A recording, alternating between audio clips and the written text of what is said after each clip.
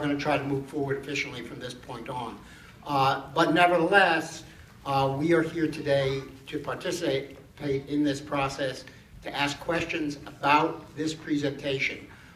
This will take some patience on the part of people who may not want to get involved in these details, in which case you may choose to not stay. But if you do stay, we're not here to catcall, to hiss, to say bad things. This is an agency for Community Board 2. They are a sister or brother agency. They are part of the same thing we're part of, and they will present, and they will present it and be heard in a respectful way.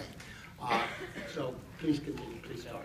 Thank you very much. And just a part of that is that it would, I think, behoove everybody here to listen for the purpose of learning about how HPD works and what their process is, which is going to be valuable information for us all.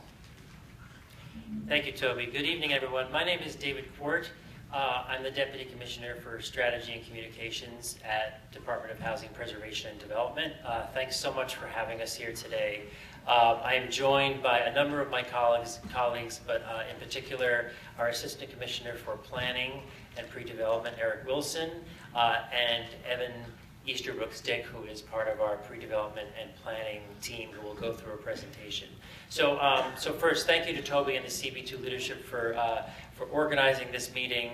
I know there's a lot of heartfelt passion and deep feelings around, we see it here around this garden, we see it across the city, and it's something that we recognize, and it's something that we, of course, take into consideration. And so this is an opportunity for us to talk to you about, as Toby said, our RFP process generally, and our RFP proposal for the proposed project going forward on the property between Elizabeth and Mott Streets. I will pass it off to Evan, and he'll go into more detail. But I guess I just want to start just for a minute and just say, these are difficult decisions that we make as a city, and they're not made in a vacuum when we're thinking about where affordable housing can be developed and how it meets the needs of the neighborhood and how that works with competing needs of the neighborhood. These are all things that we take seriously, and we consider not just within our agency and with our partner agencies in City Hall, but with communities and with community boards. And that's why we're here, to hear the very passionate and, I guess, lack of a better word, authentic words from folks in the garden. I mean, we hear you, and nothing we're saying tonight is at all to dismiss any of that. It's fully recognized. But at the end of the day, we are almost always in an environment like New York City and in highly populated neighborhoods like this community board in these neighborhoods, faced with thinking about trade-offs between the very scarce resources that we have. We are in a dire affordable housing crisis, as I'm sure many of you know and many of you agree with. And we are, as the council member said, we are in a position where we have more seniors aging in place or wanting to age in place, and higher senior populations across the city. And more generally, affordable housing is desperately needed everywhere in the city. And there are a few places, particularly in Lower Manhattan, where this is actually possible. And so these are the types of things that we weigh, and we really strive to think about development that can address as many community needs as possible. We do think that, as we'll show you, that this site, this property, this project can accommodate both affordable housing as well as some public open space, whether it be, and exactly how that open space is to be used, we can discuss that. So I just wanted to say all that for the context. And again, I really appreciate you giving us the opportunity to present this, and I'll pass it over to Evan. And at the end of the presentation, if you could please save questions and comments for then the three of us are here to answer questions. So thanks so much. Thank you. For those folks standing in the back, there are still at least 20 seats. They are comfortable seats, and some of them are right up here in front. Please come on down and join us down here. Good evening. My name is Evan Easterbrooks. I work in the pre-development planning unit here at HPD. Our team is focused on managing the RFP process, or request for proposal process. And this presentation is intended to provide an introduction into how HPD's RFP process works, how it pertains to this site, and how it can be used effectively to foster high-quality development in urban design. So here's our agenda for tonight, or for this presentation. First, we'll go over a few key concepts of the Housing New York Plan. Then we'll provide a brief description of the site and of the surrounding, and including some of the surrounding zoning and local context. Next, we'll highlight some of HPD's affordable housing programs, and also provide some of the examples of recent HPD new construction projects. So before digging into the RFP process, we'll highlight some of HPD's goals for this specific RFP. And finally, we'll provide an estimated timeline for the project. So shown here are the 5 key concepts of the Housing in New York plan. This is Mayor de Blasio's plan that was released in 2014. So the first key concept is to foster diverse and livable neighborhoods, also preserving the affordability of the existing housing stock, building new affordable housing for all New Yorkers, promoting homeless, senior, supportive, and accessible housing, and refining city financing tools and expanding funding sources for affordable housing. So here's an aerial view of the site that we're discussing tonight. It's a site that's approximately 20,000 square feet. And it's bounded by Mott Street to the west and Elizabeth Street to the east, I'm sure, as almost all of you know. It's zoned C62, which is the residential equivalent of an R8. And here we see the zoning context of the site. The site is indicated in blue in the middle of the map. So most importantly, the site is located within the Special Little Italy district, which extends from Canal Street north to Bleecker Street. The Special Little Italy district was established in 1977, in part to preserve the historic character of this area. The zoning district will play an important role in the future development of this site. It limits the height of new developments so they remain consistent with the traditional scale of the area. It also requires that the front facade of any building extend the full length of the building lot. The presence of this special district sets boundaries for the type of development that can occur through this RFP. It'll certainly necessitate some creative designs to incorporate public open space and maximize units on the site. But it also ensures that the building design will not look out of character with the surrounding neighborhood. So when looking at the local context for the site, it's clear that there is a significant need for affordable housing on this community board. According to the 2014 New York City Housing Vacancy Survey, which looks at both community boards 1 and 2 together, the median gross rent in the surrounding area is $2,850 a month. This is significantly higher than the median gross rent for Manhattan, and more than double the median gross rent for New York City. 66% of low-income households living in this area are severely rent burdened. This is the highest number among all New York City community districts. So the mission of HPD involves promoting quality housing and diverse, thriving neighborhoods for New Yorkers through the construction and preservation of affordable housing. For the new construction of affordable housing, HPD provides low-interest loans, tax credits, and other incentives for developers to build housing on private sites. On publicly owned sites, projects are awarded to developers through a competitive request for proposals process, or RFP process, which evaluates proposals based on a variety of factors, including affordability levels.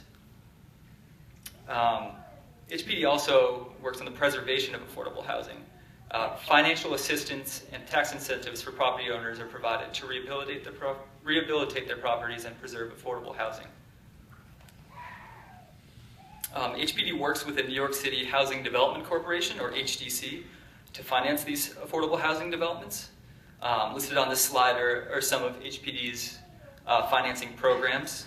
The low-income program funds the new construction of multifamily rental projects affordable to households earning up to 60% of the area median income. I'll go into a little bit more detail on what the area median income is on the next slide.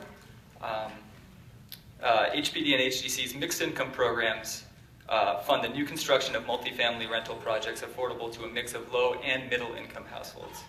And then lastly, HPD's Senior Affordable Housing Rental Apartments, or SARA program, provides financing to support the construction and renovation of affordable housing for low-income seniors.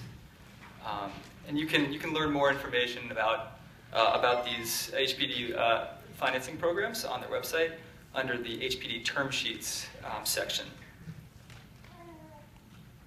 So just to provide a sense of how HPD thinks about affordability, here are a few different examples of different households and what their rent would be considered, affordable to them based on AMI. So the first example here is a single-person household. So an individual with an income of approximately $36,000 is earning 60% of the area median income. So for their housing to be considered affordable, they should be paying no more than $907 per month in rent for a studio apartment. That's based off of 30% of their monthly income. Just to provide another example, I won't go through all of these, but a family of three, for a three-person household, a family of three with an income of $77,000 or $700 is earning exactly 100% of the area median income. No more than $1,942 per month in rent is affordable for a two-bedroom apartment. So here I'm going to go through a few examples of recent affordable housing projects that HPD has been involved in. We feel as though these developments represent high-quality architectural and urban design, and we feel as though they're assets to their surrounding neighborhoods. This is the LPC warehouse project. It's in Williamsburg, Brooklyn. It'll be providing 55 affordable units for a mix of incomes up to 60% of the area median income. And the ground floor will include commercial and community facility space. This is in downtown Brooklyn. It's the Brooklyn Arts Museum north side. It'll be slightly larger than the other project we showed, but it incorporates a significant amount of cultural and arts uses on the ground floor. Finally, a third example, this is another HPD finance project. The first two projects here were selected through an RFP process. This last one is a private site. So this project will produce approximately 65 units of affordable housing, and includes commercial space on the ground floor. So as mentioned earlier in the presentation, the RFP is one of the methods HPD uses to develop affordable housing. So HPD, in conjunction with various agencies, will issue requests for proposals which call on developers and other interested parties to submit their proposal for a new construction project on city-owned land. So listed on this slide are some of the goals for the Mont Elizabeth Street site, or for the RFP in particular. So the first goal would be to develop high-quality mixed income and mixed-use affordable housing. This is a goal for any HPD RFP. A second goal, more specific to this site, would be to ensure that a development accommodates both affordable housing and public open space. Another goal is for the project to generate creative architecture and urban design that is compatible with the surrounding neighborhood, surrounding built environment. The project should remain consistent with Special Little Italy District. And finally, a major goal is for the RFP to advance the city's fair housing goals. So this slide outlines the RFP process from the initial planning stages to the final stage in which a developer is selected. HPD begins the process with the planning and programming stage, which involves a land use analysis of the site and the surrounding area.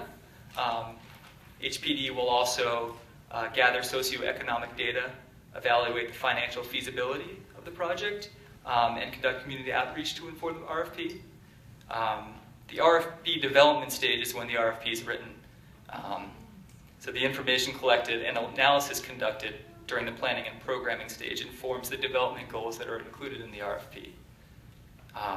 And it's important that an RFP sets parameters for development and guides proposals to achieve our development goals, while still leaving some room for creativity among development teams. Once finalized, the RFP is released and we allow 3 months for developers to submit proposals. The submission of proposals kicks off our review stage. The review team is made up of a few different teams at HPD, including planning, new construction finance, and the building and land development team, which does more of a technical architectural review of the project. We also work with HDC development staff to review proposals.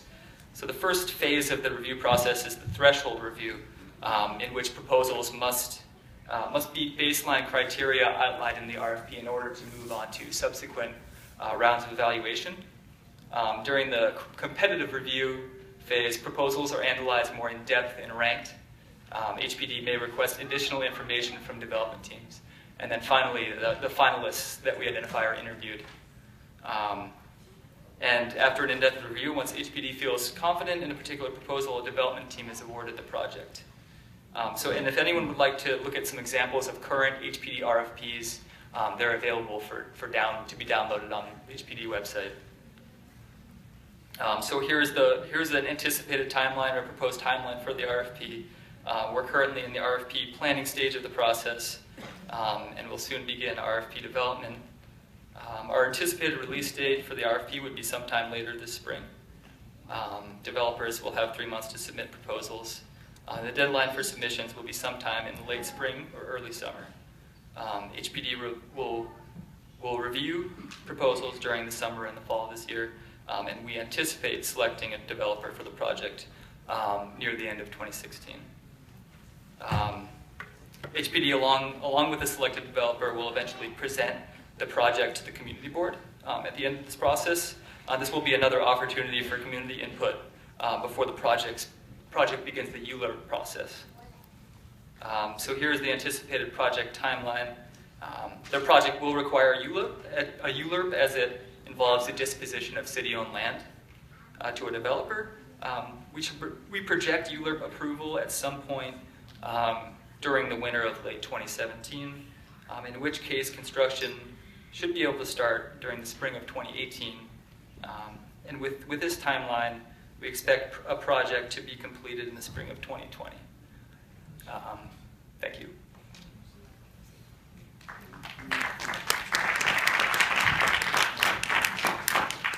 So thank you, everyone. So I think that concludes our presentation. So we're happy to move to the next phase. Yes, so what we'll do is you'll hear questions from our committee here and then also from other board members. Very good. Okay. If you want to, does anybody want to start? Go ahead. Okay. One of the things that I often hear from people I'm sorry. One of the things we frequently hear is that people are concerned about an unclear number of senior citizens from the surrounding few blocks that may actually get apartments in the building. Yes, so the question was, people have expressed lack of clarity about the exact number of senior citizens who live in the few blocks surrounding the proposed development that would be getting housing in the new building. So when HPD and our partners at HDC build new affordable housing, we have a lottery process, a marketing and lottery process for those units. Our policy is that 50% of the affordable units be reserved, be given a preference for residents who, of course, income qualify for the units, located, who live currently in the current community board. So it's not as focused as a few blocks, but it would be 50% of the units that are located within community board 2 in this case. I will say, as we've been saying across the city, is that some of you may know, we are currently being sued on unfair housing grounds about our community board preference. We are working with our law department to defend that. but beyond that, you know, it is an active litigation. But our current policy, as it currently stands, is the 50% community board preference. Let me ask one that's kind of related, I think. To what extent and at what point does this get identified as a development specifically for senior housing? So the project would go through the RFP process. We would call out, we would welcome proposals that include senior housing in the RFP process, and we'd expect proposals that include senior housing in the RFP process. So it'd be during the process and the proposals that we receive when we finally know what ends up being proposed for the site. So developers could put in proposals for non-senior housing. Potentially, yeah. And please, we're here for information, and we really want to move forward efficiently, as I said. But we'll put into the RFP. So that's essentially a specifically goal. what you look for Goal of the for RFP. senior housing, yeah. Okay. And with respect to that, will there be funding from any source other than the developer to enable senior housing, or and is there a commitment to funding and a location for that funding? Yeah, so Evan went over our financing programs, and typically these involve city subsidy. So there is funding available for this project, as well as the other projects that we have throughout the city. Okay. From what sources? Oftentimes city subsidy, other times other sources. Sometimes we blend federal and state sources for different projects. Right, so there is funding committed to this project for it to be a senior. That's correct. Okay, thank you. Others?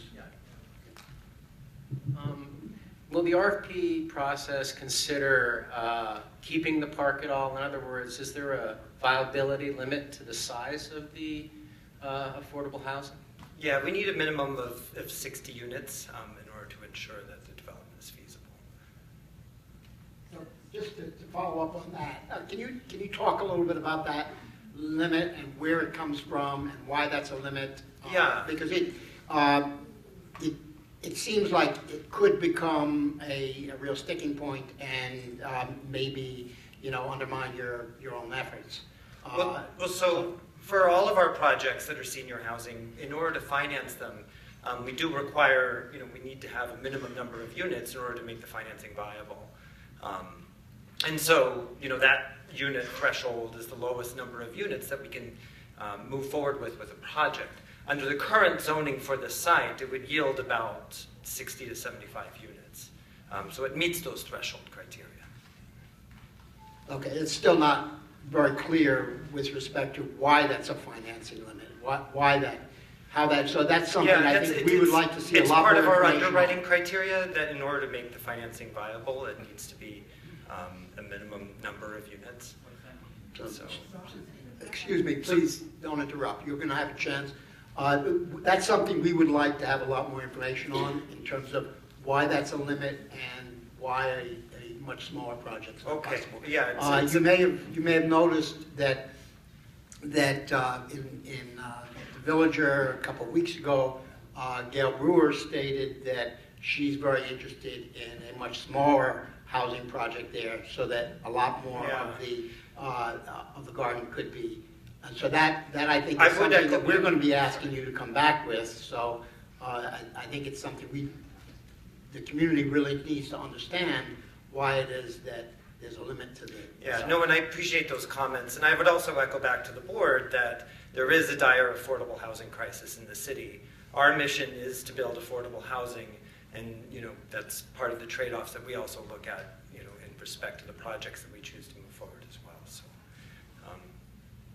but we will provide more information on the basis. It sounds a little bit like you're saying that that's not really a viable suggestion. To reduce the number? No, we need to get that number of units onto the site. Okay, others? I have a question. Can you take the mic, please? Okay, good. I don't know what a unit is. Mm-hmm.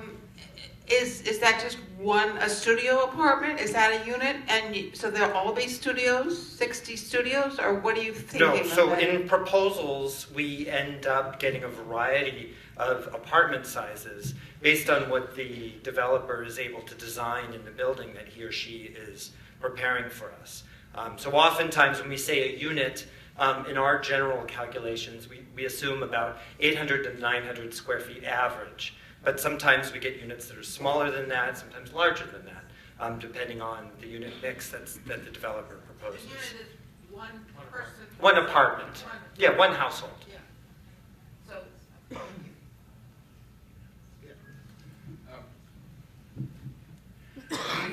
Your colleague went through an analysis for us, a display of what your process is, and one of those was planning. And there were 4 aspects to it: land use analysis, socioeconomic analysis, I guess, financial feasibility, and community outreach. So where are we? This is part of community outreach, I gather, but where are we in regards to those 4? Or where are you, I should maybe ask? Well, so we're at the last stage of the process. So we are coming. Analysis already. That's finished. That's correct, and we'll move on to the RFP drafting stage at this point. Okay. All the rest of it's already That's closed correct. down. There's no going back to that. Okay. Can I just add, I mean, to say there's no going back to it, I mean, some of the previous slides are, and you know, we're happy to share a little bit more if that's helpful, but the land use analysis is really looking at the property, looking at the zoning, looking at what the criteria might be, understanding the socioeconomics of the neighborhood. We've done that, and understanding the affordable housing need here. And the financial feasibility is exactly what Eric was just talking to as we think about, well, depending on the type of affordable housing project this could be, what might be the different financing sources, and you know, to the point about you know, a minimum project with a minimum number of units, looking at, we have to obviously ensure that if there's you know, a partner who's a developer, that a bank is going to be willing to come in and finance it, right? So that's another aspect as we think about financial feasibility. For an extremely small project, it's unlikely that a bank would come in to finance it. So those are all things that are part of it, and so we shared it in some, you know, just to sort of streamline this process. But then you know, so that's all those pieces of it, which were summed up briefly, I realize. But now we're at the community outreach. We would like copies of So, that. We excuse would like me, to read it. We're not taking any questions from the floor right now. So I really want to zero in some more on this whole size issue. And Keen's question is an important one, which is, you know, what are we talking about in terms of size of units? There's a very big difference in the project size for 60 units of 1,200 square feet and 60 units of 450 square feet. So what is your anticipation in terms of the total square footage, including possible commercial uses of this project? Yeah, I don't remember the square footage offhand. We can give that to you. Okay. I mean, it's an estimate. So, I mean, part of this process is a request for proposals. So we're looking to see, you know, what, within the parameters that we've discussed today, what, you know, the market bears in terms of development proposals for the site. And so it would be within the existing zoning. So, you know, Evan covered that there's you know, the zoning is the C62 district, an R8 equivalent. So it would be within the existing zoning parameters. The site would be compliant with, or the development would be compliant with that. Okay, so it's kind of, sounds like it's kind of wait and see. It's Yeah, I mean, that's part of the RFP process. Yeah, I mean, Toby, it's wait and see for what we think is good reason, in the sense that we're saying everyone through the criteria or the goals of the RFP. We are, you know, we do our own analysis, but we ourselves are not developers. Of course, we have lots of experience working with developers, but we are looking to folks coming in with proposals that are creative, that can meet these goals as best as possible, right? And so within the confines of the zoning, right? This, as you all know, this is a tight site. Exactly how many square feet per apartment It's hard to know how much open space could they achieve. Maybe they can achieve the amount of open space that we and ourselves haven't thought of. And that's why we don't prescribe those things in the RFP, but we look to see the creativity of proposals as they come back and then evaluate from there. So I understand what you're saying. On the other hand, I just want you to understand the problem that confronts us. Our community board is committed to the whole site remaining open space. Nevertheless, we're being asked to engage in this process and talk about how, essentially, how much open space can there be? One of your goals here is to create open space. So it's very difficult to engage in a process if you have no real sense of what possible outcomes are.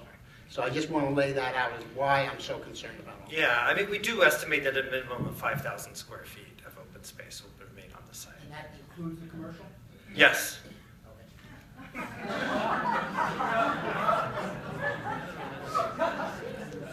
But that's sort of open Yeah, that space. includes the commercial. No, 5,000 square feet of open space, no, what we're looking for is a sense of how much square footage of development, not how much square footage of open space. That's what Oh. we're trying to understand, is how much Okay. square footage of development is the minimum that can be anticipated. So the lot size is about 20,000 square feet. So we think a minimum of 5,000 square feet of that amount of lot area could be retained as open space. So the footprint of a building would be, the remainder of that, about 15,000 square feet, and the building would be about 7 stories. My question is, there have been 2 alternative sites suggested in this process. Did you do the same analysis, the 4-point analysis, land use, etc., on those 2 sites as well, and rule them out based on those 4 criteria? Yeah, so the other site at 388 Hudson is under review, and we do intend to continue reviewing the site. We're moving forward with this site first because that site will require zoning changes in order to allow housing to proceed on that site. The other site that was mentioned is a parking garage owned by the federal government, and that it's not feasible for the city to move forward with affordable housing development there. Typically, we are working with other city agencies where we can, where there's currently just spaces for parking to look at including parking plus affordable housing on those sites. And we are doing that in other places. But that particular garage is controlled by the federal government. Thank you. If I might add, bigger picture, we did an analysis at the beginning of when Mayor de Blasio took office, HPD in partnership with the Economic Development Corporation and City Planning to do an assessment of all city-owned sites across the entire city, looking at what might be appropriate for development and what of that development might be appropriate for affordable housing, what might be appropriate for community facility space, what might be appropriate for other economic development job-generating uses. So we really took a fresh look and looked in a very comprehensive way. I mean, I think in a way that probably hasn't been done in some time, to look at sites. And so the sites we're talking about are sites that sort of came up on that radar, and then 2 Howard Street, it didn't come up because it's not a city-owned site, but then when it was brought to our attention, we did look at it in the analysis, but as Eric said. Can I ask a follow-up question? You talked about in every development there were some competing interests. Were there other developments, perhaps the ones you showed us as examples in Brooklyn and Harlem, that kind of took over open space or park? What were the competing elements in those developments, if you could share that with us? Yeah, for example, in the BAM site, we had to incorporate arts-related uses into the site. Obviously, Brooklyn Academy of Music is an important cultural institution in the city, and we need to accommodate those kinds of uses along with affordable housing. It's an example of a site, but we often, we work with, for example, NYPD and the fire department. We're working on another project where we are, working with them to accommodate their uses as well as affordable housing on the site. So there's many cases where we incorporate city services into a property, and similarly, this one we'd be incorporating public open space. I think the question was, what were those sites as not a park, but what were those sites before they were developed into affordable housing? Yeah, the sites were city-owned properties. As they were just vacant lots? Yeah, vacant properties. I just wanted to go back to the question I asked you in the beginning and make it maybe a little more clear. You said that a priority, not a priority, a percentage of people who got to move into the new building would be from CB2. I know you've rejected, in theory, the idea of the site on the water tunnel, but hypothetically, if it weren't rejected, and We haven't rejected that okay, site. if we got the building on the water tunnel, which would allow for more units than this space, this building, proposal on Elizabeth Street Garden, in that case, more people probably from this particular neighborhood that are so in need of senior housing, more of those people might get housing if the larger space were used instead of Elizabeth Street Garden. And I wanted to bring that up because I feel like if the goal is to get affordable housing for seniors in CB2, and particularly in this neighborhood, it is to everyone's advantage to make the larger space work so we can get more people the housing that they need. We're looking at both sites. We did have a list of questions which I did send you, and I'd like to just go over that list. Do you want to go ahead? Okay, Please go ahead. As you all know, my expertise is 75 Morton Street, the middle school we're going to have. And 5 years ago, there was an RFP for building on that site. And all the community was all concerned, and they had closed bids, and then they said none of the bids were good enough. And now we have a school. And I'm wondering, is there a possibility that none of the bids will be good enough? Is that sometimes happen with HPD? Or not? Yeah, it sometimes happens, but Sometimes I don't expect it to happen. We were stunned that it happened, actually. I mean, I didn't expect it either, but it happened. And I don't know why, but I'm happy it happened because now we have a school. I mean, this process, it can be stopped at some point, right? Is that right? If nobody can build what you want them to build? Yeah, I mean, look, I think I can't think of any, I haven't been at HPD a very long time, I've been with the city a long time, I can't think of many, there certainly have been what we consider to be a failed RFP process where we don't get responses, or we don't get responses that meet the criteria. But so, but I mean, I also think we've learned a lot in the past, and we've been, improving our RFP processes and the way it's written, and ensuring we're as clear as possible so that it's understood what we need to be submitted when it's time for the proposal to be submitted. So, I mean, Keene, your point is, well taken, and that, could that happen? And then we would have to think about it again, sure. But, at this moment, I think we would be confident that we would be able to get some responses. So I'd like to go through this list that we prepared, and we did send you. So I'd just like to go through and make sure we don't miss any of them. Okay. And then we're going to move ahead to asking board members if they have any, CB2 board members if they have questions. So in many RFPs, I know that there's a process of certain things interested developers have to do, such as a site tour, et cetera. They have to sign up, and at a certain point, there's a closed list. So do you have that process, and once there is a closed list, is that a publicly available list? Yeah, we don't do a closed list process. It's not part of HPD's typical RFP process.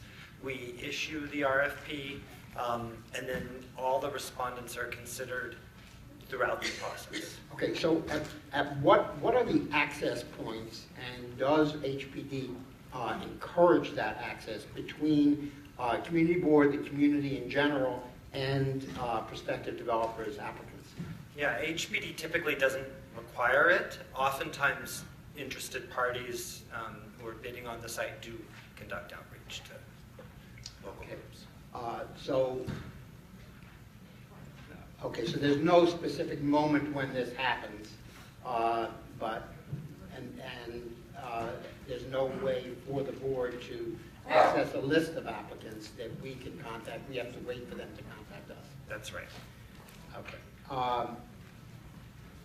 And do you encourage them to reach out to the community? We don't require it, no. You don't require it, but you suggest it, encourage it, nothing? Typically, no. Okay. But, I mean, I will add, what Eric said is exactly right. But, you know, if a community board or a community group is, you know, it makes it well known that they believe it's important that anyone who's considering submitting a proposal on a site and wishes to, you know, would like them for, you know, to be contacted and are open to contacting. We've often seen in the past that groups who, you know, are savvy enough to think that, you know, the community board where I'm going to have to talk to during the ULURP process might be good to reach out to them in advance. They tend to do it, but it's not a requirement. So at what points does the community have specific input into the development of the RFP? So we have this one tonight, which is really a question, fact-finding. We're learning about this. We haven't had one of these before, and we're learning about it. After that, we start to form some opinions, some requests of you. At what point do we make those requests, get to see a draft of a RFP, get to respond to that draft, et cetera? So this is the main event before we write the RFP. You know, we can take further statements from the community board, and if there's specific recommendations that the community board has about the goals that the board would like to see incorporated into the RFP, we can take those, and in many cases we've appended those to the RFP verbatim as statements from the local community board regarding the RFP as direction to the developers. And so at this point now we'll write the RFP, and at that point the document is confidential because it is a competitive process. And so we'll release the RFP, at which point it becomes public. So there's no public draft and response process. It's just That's all correct. a secret process. It is a secret process to protect the integrity of our RFP process. Well, I can understand it being secret between its finalization point and its release, but while you're drafting it, why would there not be an opportunity for input and response to a draft? Because there's content in it that is if it was open to some people but not others, it wouldn't be a very fair process. Well, it would be open to everybody. If Right. you brought it to a community board meeting and said, look, this is our draft, we would like you to comment on it, that would be something that would be open to the whole world. Yeah, we typically don't release portions of our RFP. Meaning, I'm sorry, please. Meaning you don't, not that you typically. No, we you don't. never do. Correct. Okay. Okay, so a question about compliance with zoning. Do you typically, in this process, require applicants to submit projects that comply fully with zoning, or do you allow applications that may depend on variations of either the zoning, underlying zoning, or in this case, the special district? Usually we have RFPs that change local zoning. Okay, So they involve a rezoning. thank you. So that would apply to the Hudson Street site as well that you mentioned? Correct. Okay, I think the senior one, I think we covered. So in terms of one component in terms of how this project is funding, presumably is income off of the project, and this being located where it is, there's potential for a large amount of commercial income. And I don't remember exactly the goals, the 5 goals, but I can't remember anything that pertained to the character of existing retail. And at what point does that, because that's a very important thing for Little Italy Special District, and within the language of the district itself, preserving the character of retail is very important there. That's correct. And the highest return on retail may not be the one that is characteristic of small stores. Right. What Gail Brewer likes to call mom and pop. So typically, our projects don't cross-subsidize. The city subsidy pays for the housing. So typically, there's not a lot of commercial residential relationship within the development. So I think there's a good deal of flexibility for a potential developer on this site to attract the kind of retail that you're talking about in the ground floor. But the viability of a particular project would depend on income from. No, not typically in our development. So what happens to the retail income? The retail income goes to the development, but it's something that doesn't cross-subsidize the development. Does that make sense? Well, So, I mean, it's not something that, I mean, in a typical for-profit development, you would have retail that generates income that subsidizes the remainder of the building. In this particular development, the way that it's subsidized by the city, the retail probably isn't going to pay for the residential above. okay. But it somehow impacts the proposal in that the income that the developer derives is going to determine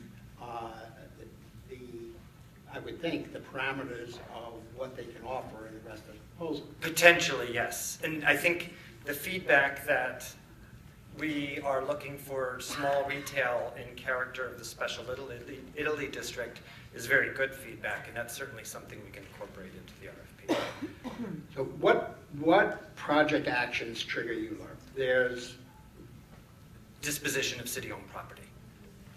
okay, just that. That's the only one you anticipate unless there are special permits or Correct. zoning changes requested. And do you have your eyes on a certain AMI band, or is that something that just comes out of the project as it develops? Yeah, it's something that comes out of the project that develops. We are looking mainly for low and middle income here in this project. Do you have a number for what typically happens? So there's a lot of interest in aging in place, and therefore in senior housing in neighborhoods where there's a large aging population that needs affordable housing.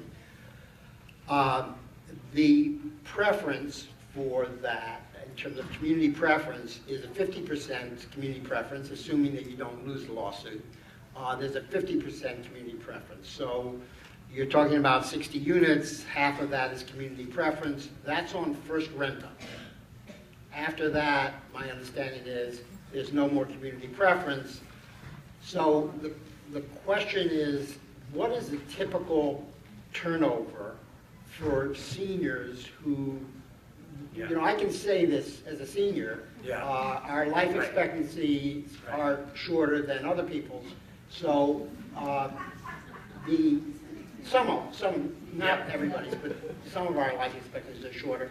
So if 30 of these apartments are going to be for local seniors at most, how long do we expect those seniors will stay there, after which it gets thrown out to the city as a whole? Yeah, so I believe that our marketing requirements continue to apply to those apartments even after they are vacated, even after the resident, no longer lives there. I believe our marketing requirements continue to apply. Is that, we would really like an answer. When those units. Yeah. Okay. Yeah. So we check on that.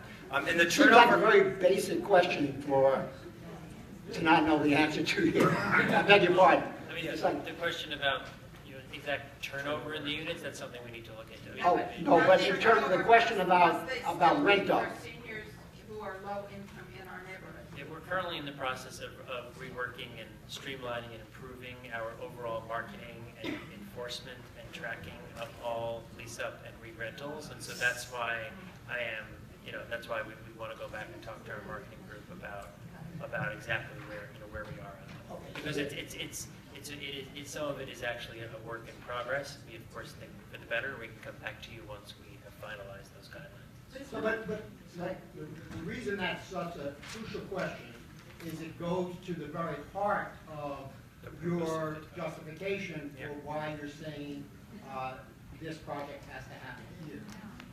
So. I do want to be clear though that it will continue to serve seniors for the city. But I agree that this is it's a question we'll look into. I have a related question about income. According to your presentation, you said for single qualifications would be 36,000. Is that right? For projects with individuals earning 60% of AMI, that's about 36,000. Did you do a data analysis of this area? Because I'm, having been a housing attorney for 35 years, often seniors, particularly immigrant seniors or minority seniors, don't earn anywhere near that amount. Yeah. So would a senior earning 15,000 a year qualify? Yeah. So the federal government sets our income programs, and they're stated in terms of area median income, which is set by HUD, and that's how we evaluate affordable housing and develop affordable housing throughout the city. So but does that comport with the numbers on the ground and in the community? Throughout the city, yes. And then so we target different AMI bands to work for the folks that are inside that community. Yes.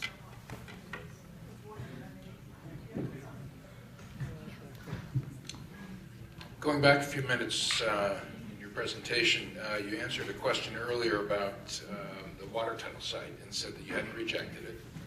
And is there an ongoing evaluation of the water tunnel site, and where is that in the process that you've described here? Yeah, there is an ongoing evaluation. I would say we are still in the land use and analysis portion of it, because it does require rezoning and it requires coordination with DEP. And so at what point would you anticipate you'd get to the community outreach portion of that? I'm not sure yet. We'll keep the board informed. Okay, thank you. Okay, so there was one more question that we had sent ahead of time.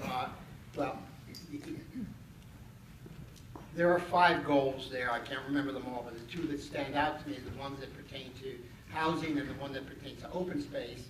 And so that's, I think, number one and number 2. But it doesn't really tell us anything about what the relationship of those goals are and how they're weighted. So how do you do that when you have a point system? Is there a weighting of the different goals? Is the order in which we saw them, does that pertain to their importance to the 2 HPD?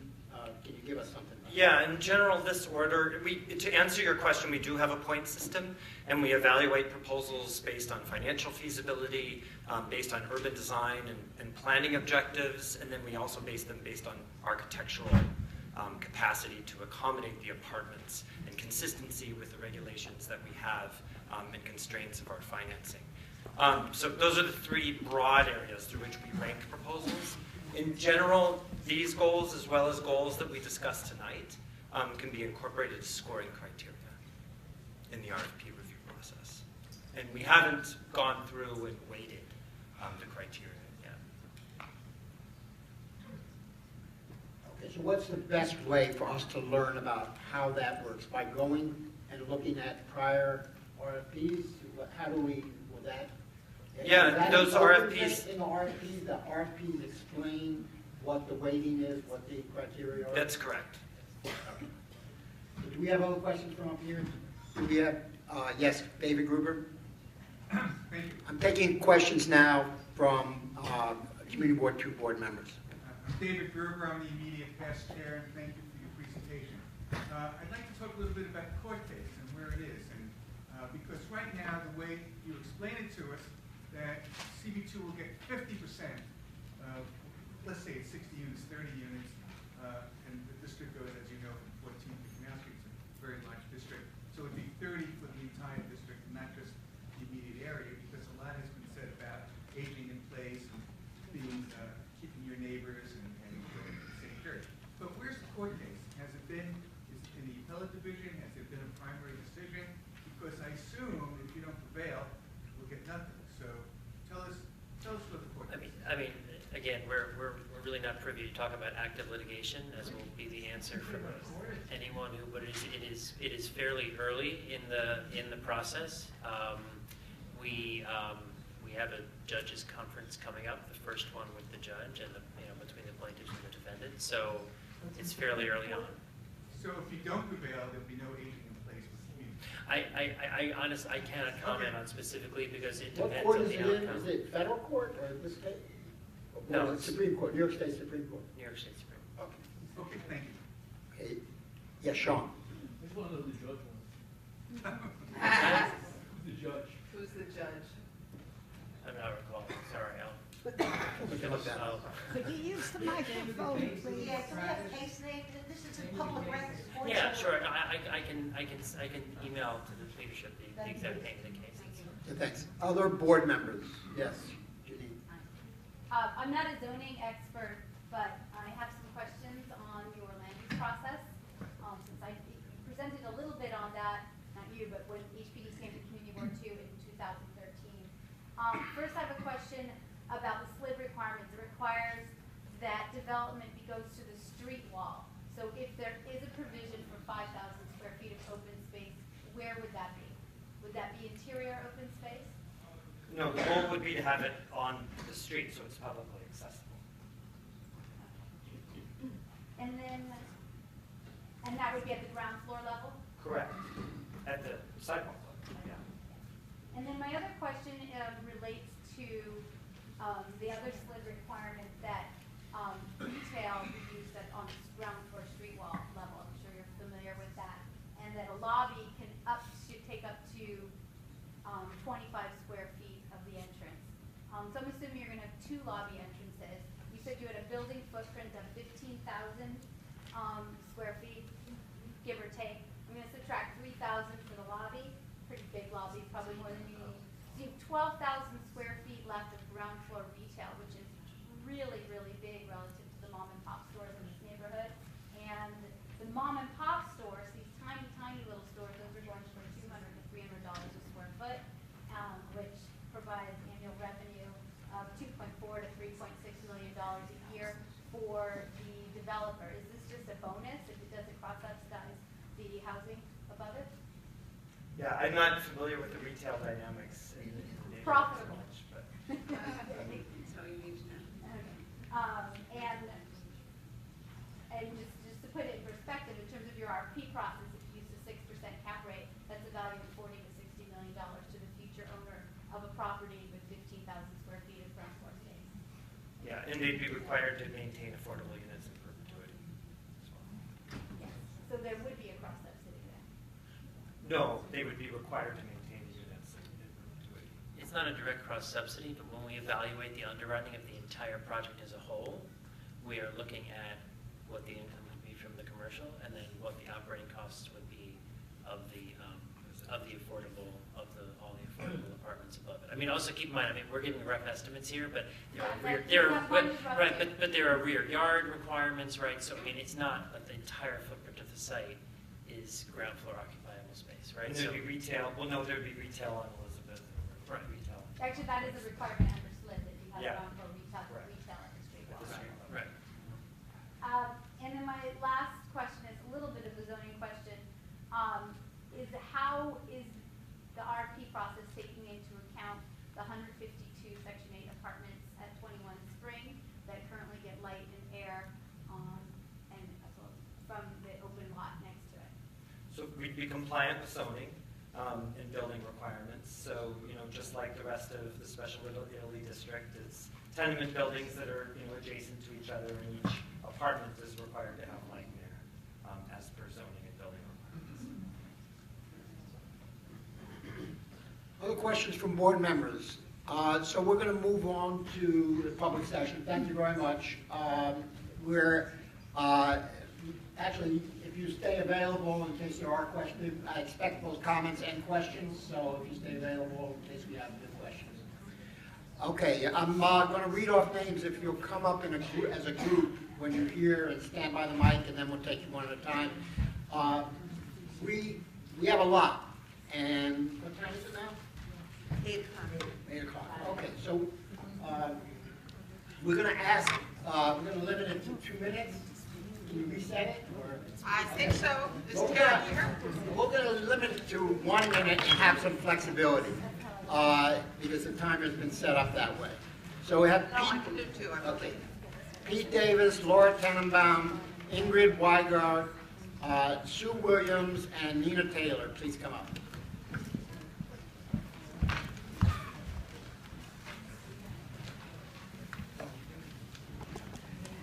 Set for 2 minutes. Please. Okay. Hi, my name is Pete Davies. This question is for HPD, but also to the board and to the elected officials. This is in regard to HPD as housing preservation and development. And I really, you mentioned in your presentation that HPD works with New York State HCR in terms of preserving housing units. The Housing New York 5-year borough 10-year plan report mentions on page 22 and 23, number of units subject to protections of rent regulation is plummeting. Data from the Rent Guidelines Board reveals that since 1994, almost 250,000 units of rental housing have lost protections of rent regulation. Cities suffered a net loss of 150,000 rent-stabilized units, or 16% of the total rent-regulated stock. Now that is affordable housing. Preserving and reclaiming lost units would go a long way towards supplying Mayor de Blasio with his 200,000 units that he's seeking. Over 150,000, like it mentions in your report, have been lost. My building across the street has suddenly disappeared from the list of rent-regulated buildings in New York City. I spoke with Councilmember Chin before this meeting. This is happening all over the city.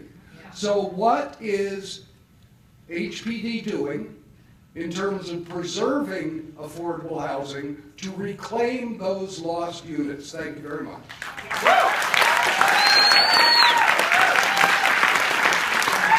Please. So that's a great question, and I agree with almost everything you said. A huge part of what we're doing is about preserving affordable units across the city. In fact, of the 200,000 units, 120,000 of them are projected to be preservation. The loss of rent-regulated units is something that we have been laser focused on from day one. Last year at this time, and for the first half of the year, calendar year 2015, we worked aggressively in Albany to try to push and get far more aggressive rent regulation laws passed, raising the threshold from $2,500 to what we were pushing for much higher, but to $2,700 for a unit that would then come out of rent regulation. We were pushing for a much higher number. We got some other reforms. Was it exactly what we wanted to see? No, but we have been pushing hard on that. And we will continue to do that with our state electeds. And then in addition to that, we have a slew of preservation programs, some which we've had for some time, and others which are brand new in ways that we are reaching out more proactively than we ever have to building owners, to small building owners, folks that maybe have never worked with the city or HPD before, to find ways to pull them into our programs. One thing in particular that we launched last year is called the Green Housing Preservation Program, where we're offering loans, low interest, no interest loans for a certain period of time in order to provide a building with, say, a new roof or a green, environmentally friendly boiler in exchange for that owner agreeing to keep the units in the building affordable for a 30-year period. So that's one example, but and to the extent that, and of course, I will also say that we have been also laser focused on anti-harassment to ensure that landlords are not improperly trying to push people out of their apartments or offering them buyouts or whatever it may be so that they can convert it. We have an anti-harassment task force with the Attorney General's office, HPD, the Department of Buildings, to crack down on landlords who are bad actors. We've had 2 significant arrests of landlords for engaging in this behavior, and we certainly expect more. So that's some of the examples, and we hear your concerns, and we're working to do that. Laura? Thank you. Laura? I was going to give this long speech about how we need the park, but I think that does not need to be said. I do have a question about the process, and that is we're talking about RFP, but what happened before the RFP came to grounds? How was this site identified? Why was the site identified? As you heard, this is a community that has practically no open space. We desperately need it. We were hard hit on 9/11. Many of us have respiratory issues from that and from other problems. And we definitely, this is the only green space, as you heard, that we have. That's a tremendous need for this immediate neighborhood. That can't be moved. I, as a senior citizen, can't walk over somewhere else to go to a park. It's much more difficult than when I was younger and walked up to Washington Square Park. It's much more difficult when I was younger when I walked down to Washington Market Park. This park is within a 5-minute walk of where I live. There's no other green space that is. There's no other green space within 10 minutes. There's no other green space that's within 20 minutes, depending on how fast I walk, maybe a little bit. But it's so vital that we have green space, and yet you're coming up to us already with an identified spot, an RFP. You've done some kind of an analysis. And looking at it for me, and I study demographics, I think I get this feeling that something's wrong. And I guess my bottom line question is, how did you get there? How did you get to the RFP point in this process? Yeah, no, I understand your question.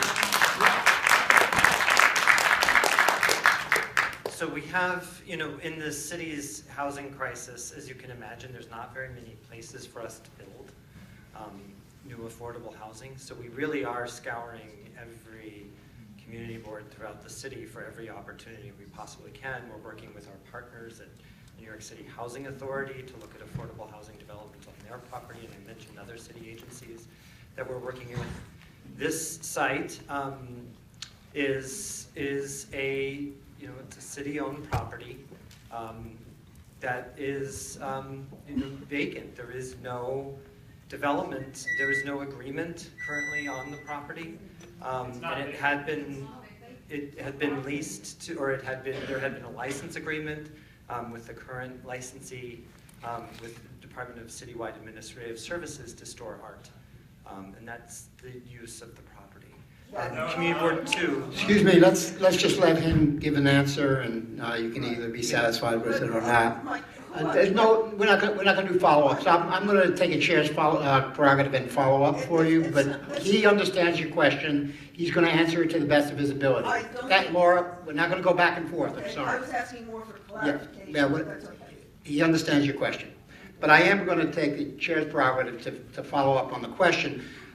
Recently, there's been some news about other gardens and decisions to keep some of them and not build housing on those. And I know, please, I know that from your point of view, this is not technically a garden, but in reality it's a garden. And in that news story, there was a comment made, I believe from somebody from HPD, who said that objective criteria had been used to determine which gardens should be saved. And one of those objective criteria, when there was a question about what the objective criteria were, it was about the popularity of the garden, that was considered an objective criteria. And so the question is, and I think this gets to the crux of what Laura was asking. Has that analysis been done for this property, and will you do it? This particular site, those gardens had formal agreements with the city and HPD as community gardens, as designated community gardens. This particular site does not. And so therefore it was not included in that analysis. Right, but that is admittedly a technicality. Okay, we're going to go on to the next one, Ingrid Weigard. And then the others who are, is Sue Williams and Nina Taylor here? Yeah. Okay. You are? I'm Nina Taylor. Okay, we're going to, Ingrid is first? Are you Ingrid? You go first. Thank you. Yes, throughout this, I thought I was attending a meeting where the community had a say in what was going to happen. This is apparently not so at all. The HPD has decided this is the site, the RFP is going ahead. Where does CV2 have a chance to do anything about this? I understand that the city's water site is under consideration. I'm assuming that this is on the one on Grand and Lafayette? No, it's one on Hudson Street between Houston and Okay. What about the one on Grand and Lafayette? I leave that to be answered later. But where is the community in this? I don't understand why we are asked at this point to comment when we are basically being presented with a fait accompli.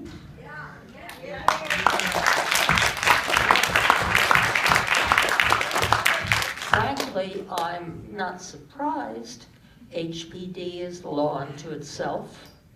But I am still shocked that you are presenting my community board, which is a bunch of really sterling and hardworking individuals, has not been defending this earlier, at an earlier stage. The community board has had numerous meetings about this. We've passed 2 resolutions.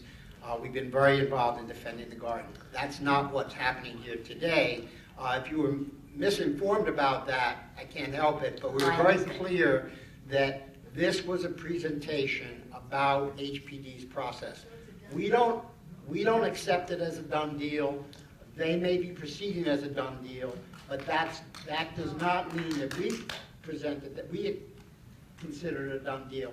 Nevertheless, they are embarking on a process, and we want to hear about that process and understand it, because we believe that that's a better way of doing it than just to turn a blind eye to what their process is. So that's what, if you can make a statement or ask a question. Okay, no, thank you. That's all, and the only question I have left is why was Community Board 1 on under consideration with their process? Why was Community Board 1? Yeah, there was Community Board 1 did not have to do with this, as far as I know. It was connected to the SPORA process, but not through Community Board 1. Then we have Sue Williams. Sue Williams not here. Nina Taylor. And while Nina is speaking, could Geraldine Rubin come down? Stephanie Bonatio, Jennifer Ronine, and Maria Lawrence.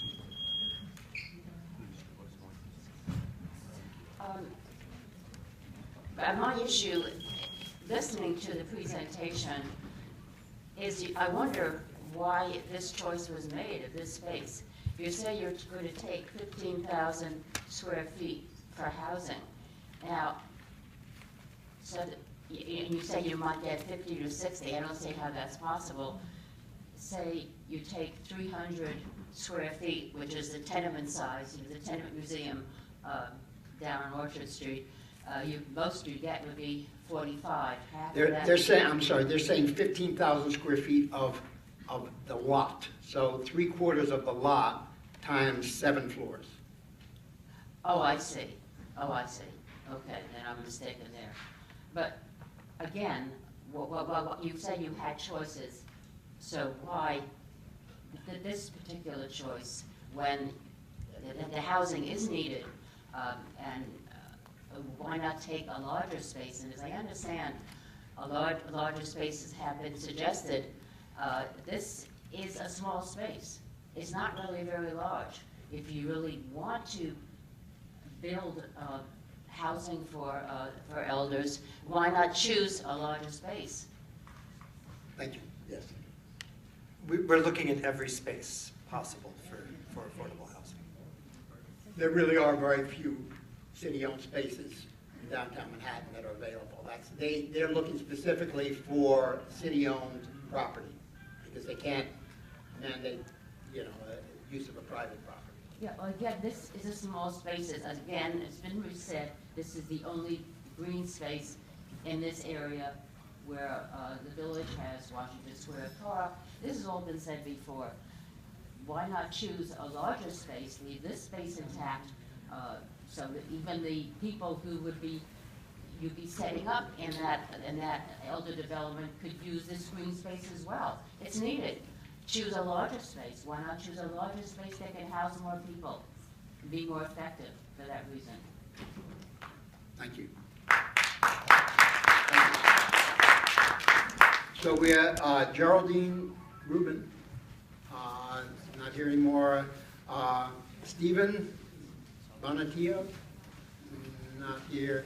Maria Lawrence. I think you meant Marta. What? Oh, yes, I'm sorry. Apologies. That's okay. I came here to speak for the garden, okay? I'm shocked listening to the presentation, but not surprised to hear that the HPD is essentially cutting out the community input. I do have one question. You said that in the process of the RFP, you sounded pretty closed. It's not something that would be open to the public. But the HPD is a city extended state agency, correct? So do you think, if you know, that you would be required by state and federal FOIA laws to provide records of your process? So to the point Eric made earlier, it's a good question. We are a city agency.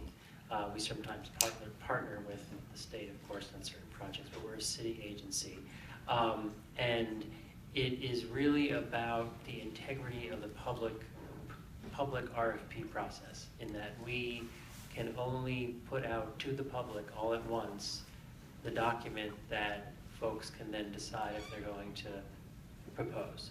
So, I mean, in terms of FOIL and all of that, frankly, at the end of the process, once a developer has been selected, or at some point after that, then, if someone were to FOIL the documents, then we would provide that, of course, without providing any sort of confidential financial information about an entity or something like that. But that's So, FOILable. But if there's anything that could compromise our ability or the public's ability to sort of fairly, with the public, to fairly assess all of the proposals and to make a decision, that is our basis for not sharing it in advance. Well, essentially, given the fact that it's not made public, the process, for whatever reasons you feel is essential, it leaves the public to be even more distrustful of the process. And I'm wondering if you would I'm willing to go to court if that became an issue. But let me get on to my heartfelt points that I essentially wanted to bring here. Okay, it does have to be short at this Okay. point because you've used I guess, let me get to the bottom line. I'm a senior citizen, and I would rather see the garden. I live in the neighborhood. I would rather see, that's That's understood. This is the only place outside of another garden that's the closest, which is the NYU Mercer Bleecker Street Gardens, that is going to be torn down. We have no place to go. So a place where I and others frequently sit during the warmest weather to find some peace and feel the air and the sun on our faces as we enjoy the beauty of this garden. To take this away from us would be cruel, and that's a fact. And we don't want to see it go. We want to see it stay. Okay, thank you very much. Noted Jennifer Romine, if Deborah Gonzalez, Bill Rabinowitz, and Christopher Hannon could come down. Should I go ahead? Go ahead. I'm Chris. I would like to speak on behalf of the 500 low-income tenants who live in the lot adjoining the site. These are people who use the garden heavily. I have a petition from them where I have 95% of the households are firmly in favor of the garden rather than a building. Because many of these people are seniors, they can't get to the other parks mentioned. There are children who have never played in dirt. As a matter of fact, our building has had 2 fatalities from children who were forced to play on concrete. And that's the situation that will remain if you put a building in this place.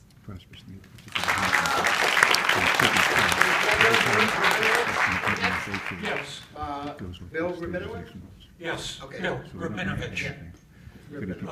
See, I'm an artist living in the area, and I have a question, which is, in your entire history, as far as the 3 of you know, has a project ever proceeded in this sort of secretive way, but ever been stopped by community action, which has occurred sort of in the process or later in the process, that proved to perhaps going to court as a result, or some other factors that you're not taking into consideration?